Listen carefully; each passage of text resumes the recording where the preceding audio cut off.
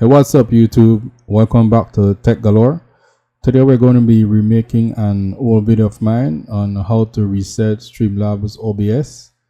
The reason we're remaking this video is so that you guys can have a more updated video and also a better quality video. First, let's take a look at some of the reasons why we may want to reset our OBS.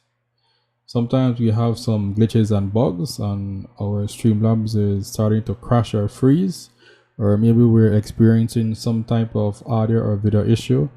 A reset can clear out some of the corrupted configuration files and restore some type of stability to our software.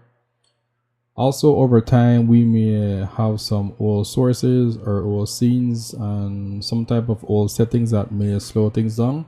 And a reset would remove all the clutter and allow our OBS to run smoother.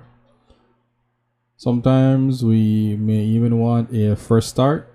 Instead of taking the time to remove each scene one by one, we might just do a reset, and that will remove and delete all settings and everything. And we will be able to start fresh.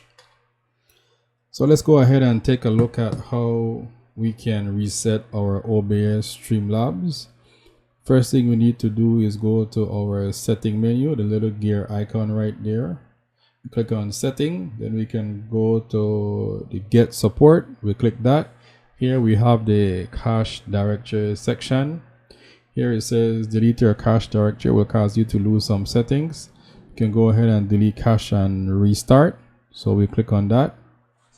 It says warning, you will lose all streams and encoder settings if you are logged in. So go ahead and click OK. Right now, take a couple seconds and our Streamlabs should be restarted.